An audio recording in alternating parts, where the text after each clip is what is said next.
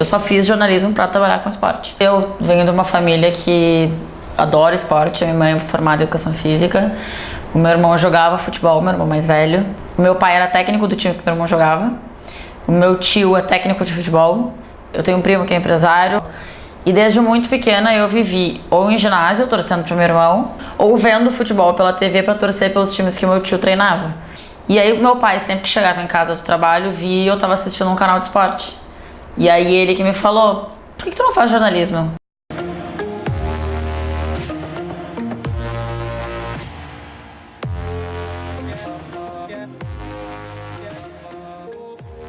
Eu não sonhava em ser jornalista esportiva, só aconteceu. O diretor do jornalismo esportivo era o Pedro Luiz Pauliero, um monstro do rádio esportivo no Brasil. E ele me convidou para cobrir a ausência de um repórter que ia viajar com a seleção brasileira por um bom tempo. E aquilo que eu aceitei por brincadeira, aquilo que eu aceitei por curiosidade, aquilo que eu aceitei para sair da rotina, acabou se transformando na minha melhor e mais diversificada profissão. Sempre fui apaixonada por esporte, louca por esporte, por influência da minha mãe. Depois eu virei nadadora profissional e tudo. Eu não pretendia trabalhar com esporte justamente porque eu sabia que no Brasil era muito só futebol. E eu, como nadadora, eu queria poder falar de natação e de outros esportes também.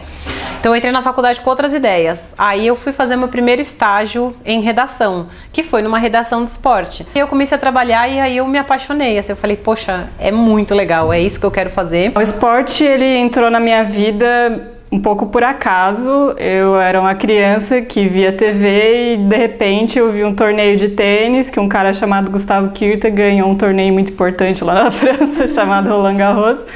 E eu me apaixonei inicialmente por tênis, mas também depois eu gostei muito de futebol. E a minha paixão pelo jornalismo foi acontecendo ao mesmo tempo. Eu gostava muito de escrever, gostava muito de ler jornal, de ler revista.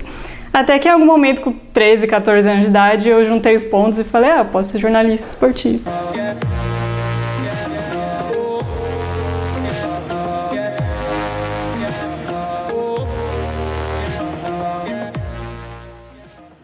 Quando eu comecei, eu fazia rádio. Eu não me preocupava assim, muito com a minha aparência, de estar maquiada e tal. E aí eu fazia muitos jogos de boné. E o meu uniforme era uma camiseta comprida que tapasse meu bumbum. De alguma forma, muitos anos depois, eu comecei a perceber que o fato de eu usar boné era alguma forma de eu me masculinizar e de eu me inserir naquele meio. Eu trabalhava num site chamado Tênis Brasil. Eu abri um blog nesse site, bom, os comentários a princípio me detonando, falando um monte, tinha comentários falando da minha aparência física, comentários explicitamente sexuais, comentários, assim, teve um cara que escreveu uma fanfic minha com uma outra mulher e publicou no comentário, assim, coisas surreais. Eu comecei a trabalhar numa assessoria de imprensa de um clube de futebol. A minha sala ficava de um lado do estádio e o estúdio que eu fazia algumas coisas era do outro lado. Então, para eu chegar nesse outro lugar, eu tinha que passar por um estacionamento que ficavam os carros dos jogadores até chegar lá. Ou eu podia ir por dentro do estádio para chegar lá. E aí o meu chefe na época dizia, vai por dentro, não quero que tu passe pelos jogadores. Mas o meu trabalho era diretamente com os jogadores, porque eu precisava entrevistar os jogadores. E eu sei que era uma forma, de algum jeito era uma forma que ele queria me proteger, ele não queria que os jogadores mexessem comigo. E a minha forma naquela época de me defender, eu era muito grossa e muito antipática com os jogadores. Assim, eu só falava com eles na hora que eu ia fazer uma pergunta. Se eles passassem por mim 5 minutos depois, eu não falava, não dava oi, não olhava na cara deles. Porque eu morria de medo. Era um verdadeiro clube do Bolinha. Luluzinha não entra. Eu vestia a minha cara mais feia, mais brava. Se alguém tentasse cometer um ato de preconceito comigo, de divisão de áreas, perdia a coragem. Eu sentia que eu estava entrando num ambiente que era deles. Eu me sentia uma estrangeira, eu me sentia numa terra estranha onde os idiomas eram diferentes. Quando eles trocavam um sorrisinho entre eles, eu olhava muito feio, eles paravam no ato. Tem caras que eles vão falar tudo o que eles pensam e eles vão te provocar porque eles querem fazer que você se achar um ET naquele ambiente. Então muitas vezes na redação eu ouvia piada que eu não questionava, sabe? Que eu ouvia, engolia e ficava quieta. Que eu ouvia, às vezes até participava, porque eu queria me incluir naquilo. Até que um dia eu escrevi um texto, que era um texto opinativo no blog da Trivela, onde eu trabalhava, e aí teve um comentário que era algo tipo, nunca li tanta bobagem junto, tinha que ser uma mulher. Se falam uma coisa que eu sei que não tem nenhum sentido, entra por um ouvido, sai por outro, não muda em nada a minha forma de me vestir, minha forma de agir, nada. Você pensa, caramba, eu tô me esforçando tanto. Mas eu comecei a me questionar e me duvidar muito. Cada erro que eu fazia, ou cada confronto, entre aspas, que eu tinha com algum técnico em coletiva, alguém que questionava a minha pergunta, eu me sentia mal. Eu falava, poxa, não é pra eu estar aqui. Eu não pertenço a esse lugar, eu não mereço estar aqui, deixa eu fazer outra coisa que eu vou ser melhor mesmo e paciência. Influencia na autoestima, né, da profissional. A mulher acaba se achando menos, né, acaba questionando a sua própria competência, porque se ela está inserida num meio machista, né, onde tem muitos homens e eles começam a se colocar como superiores e começam a fazer piadas rebaixando a capacidade feminina, isso acaba afetando a autoestima dela. No estádio, várias vezes, eu descia pra dentro do campo pra gravar passagem e eu fazia isso normalmente no fim dos jogos. Então a torcida já tava saindo do estádio, né, naturalmente. Mas vários torcedores ficavam ali só pra ficar incomodando. A forma deles incomodarem era ou ficar chamando de puta, piranha, vadia, vagabunda e assim vai, ou fazendo imagem de sexo oral.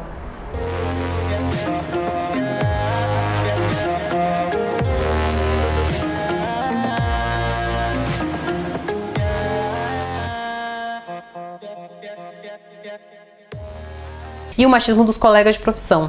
E esse, pra mim, é o mais clássico e o que mais fere, porque ele é o seu colega que tá do seu lado e muitas vezes é o cara que gosta de você, com quem você tem uma amizade. Às vezes é gente que você admirava muito, pessoas que estão no lugar que você gostaria de ocupar, então você pensa, caramba, são essas pessoas, eu finalmente estou onde eu quero e as pessoas me tratam mal, assim. É muito comum uma mulher chegar no meio do esporte e ela vira filé novo na área. É quase como um pedaço de carne na frente de leões, que você não sabe nem para onde olhar, para o que fazer e nem quem confiar. Você atinge uma posição, você tá lá trabalhando com esses caras e eles simplesmente presumem que você não faz ideia do que você está fazendo. Eles acham que você é uma bonequinha que, eu gosto de futebol, então eu vou lá e vou fingir, eu gosto do Corinthians, eu assisti o jogo do Corinthians ano passado, então eu super entendo de futebol. Eles acham que você é essa pessoa. Eles não entendem que pra você chegar ali, você tem que ser tão ou mais nerd daquele assunto do que todos os outros caras. Quando eu fui escolhida pelo jornal Unidade do Sindicato dos Jornalistas em 1991, a melhor jornalista esportiva do estado de São Paulo, tinha um colega que escrevia para o jornal A Gazeta Esportiva, quer dizer, nós éramos da mesma empresa, e ele me disse, nossa, que legal, né? Você foi escolhida a melhor jornalista esportiva de 91. Falei, você vê que legal, gostoso, né? Ou sei lá, alguém se enganou, ou eu enganei todo mundo, minimizando o fato. Ele falou, tá dando uma de gostosa por quê? Você foi escolhida a melhor jornalista esportiva feminina, só tem você, boba. Tenta se informar melhor, quem sabe o ano que vem você leva. Não existe a categoria feminina exatamente porque só tem eu e mais meia dúzia.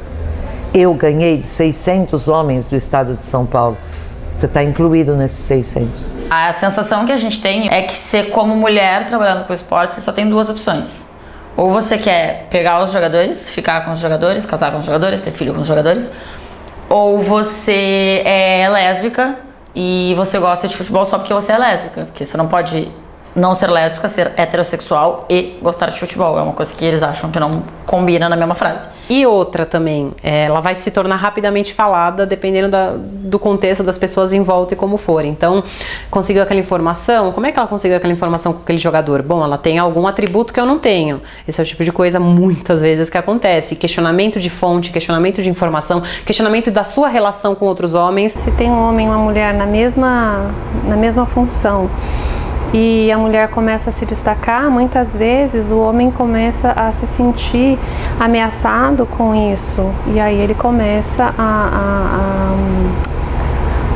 a diminuir a colega de trabalho com frases machistas, com atitudes machistas, né? Todos os esportes têm machismo. E aí depois, com o tempo, acho que eu fui conquistando um pouco mais de espaço, de respeito.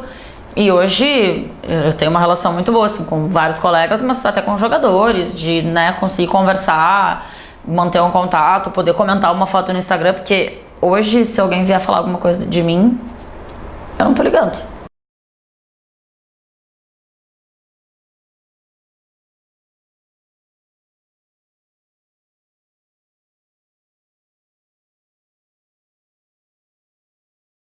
Quando eu me formei na faculdade, eu botei lá no meu convite da faculdade, tu colocava o teu sonho de cobertura.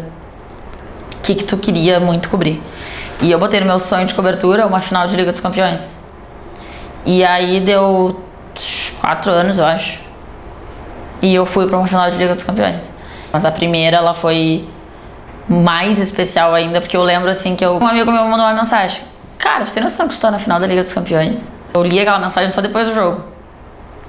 Mas eu li ainda dentro do estúdio, que a gente tem dentro do estádio. Aí quando acabou eu li, aí virei pro estádio, assim, fiquei olhando aquele campo, daí meu olho encheu d'água, assim, sabe? De eu pensar, cara, eu tô realizando um sonho foda, assim, um sonho que eu sempre quis. Há 7, 8 anos eu estava no estúdio aqui fazendo o segundo programa. Aí entraram pelo estúdio o Eric Castelheiro, que hoje é o presidente da ACESP, Associação dos Cronistas Esportivos do Estado de São Paulo, e a Michele Gianella, que é a apresentadora do Gazeta Esportiva e também do Mesa Redonda com o Flávio Prado, e me pediram autorização para batizar um troféu com o meu nome. Troféu ACESP Regiane Ritter, para todo ano presentear uma mulher que tenha sido ou que seja muito importante para o jornalismo esportivo. Aí eu chorei. Foi o reconhecimento que vale 10 milhões de vezes mais do que dinheiro de qualquer outra coisa. A cobertura da Olimpíada de 2016 foi um sonho, assim, difícil até de falar, porque foi muito emocionante para mim. E foi incrível, e eu tive a oportunidade de participar das coletivas, e eu peguei a última Olimpíada do Michael Phelps, e eu perguntei pro Michael Phelps em coletiva, eu lembro até hoje, vou lembrar sempre a pergunta que eu fiz, que é, ele tinha batido mais algum recorde aquele dia, ele tem milhares de recordes na carreira, e não é só recorde de tempo, né? Aquele dia ele tinha batido mais um, e aí eu perguntei pra ele, que recorde falta você bater? E aí ele falou, não sei, assim. Então, pra mim aquilo foi muito marcante de estar lá, de ver o Michael Phelps, de falar com ele, de falar com outros grandiosíssimos atletas, de ter vivido essa experiência. Foi de chorar, porque aqui eu estava acostumada que a gente trocava informações. Ótimo para mim, ótimo, que eu desenvolvi meu faro investigativo, o meu faro jornalístico de forma muito mais aguçada. É uma guerra, é uma verdadeira guerra a Copa do Mundo. Os que me receberam muito mal, que foram poucos, eram os fracos. Eram os fracos e oprimidos com medo da concorrência, medo de serem superados por uma mulher. Eu não posso dizer que foi difícil, posso reclamar que tomei chuva de ficar no gramado com o microfone da rádio de 5 em 5 minutos ou menos, até intervalos menores, tomando choque. Todos deixaram o gramado, todos da imprensa. O jogo seguiu e eu segui junto.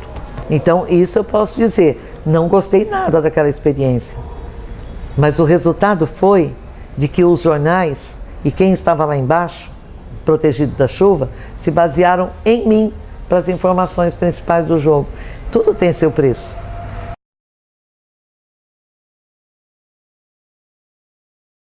Hoje eu consigo olhar para trás e perceber o quão forte eu fui e quão forte todas as mulheres que estão na área têm que ser para você sobreviver no meio dos leões ali, porque você tem que provar que você tá lá para trabalhar, que você sabe o que você tá falando, que você é no mínimo tão bem preparada quanto todos eles, que tem no mínimo tanto conhecimento quanto eles, e se eu não souber a escalação do time de 1900 e bolinha, não tem problema, porque eu vou pesquisar e eu vou me informar, e eu vou saber falar do que eu preciso falar aqui agora. Tu tá machucando alguém? Tu tá sendo preconceituoso com alguém? Se tá, não fala.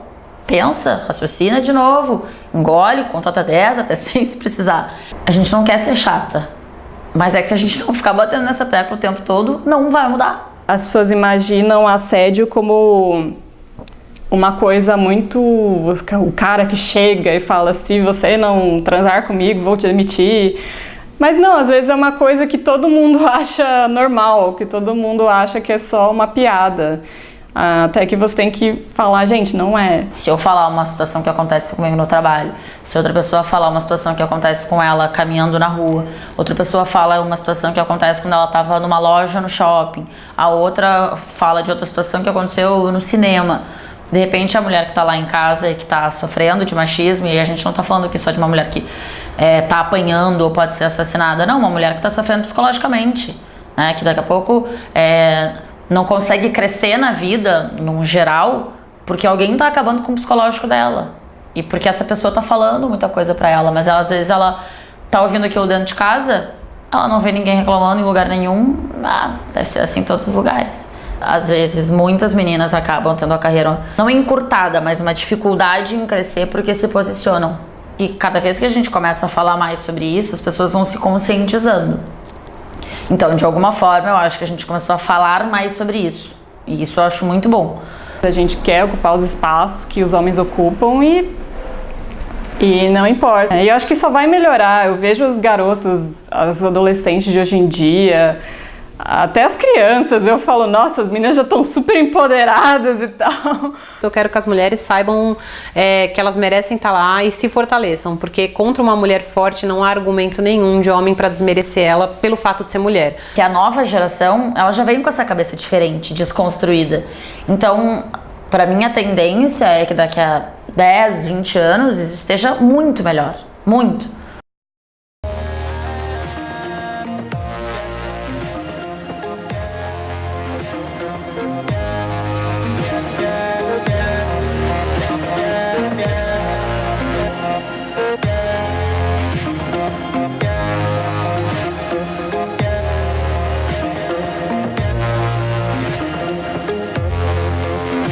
Por que tu não faz jornalismo?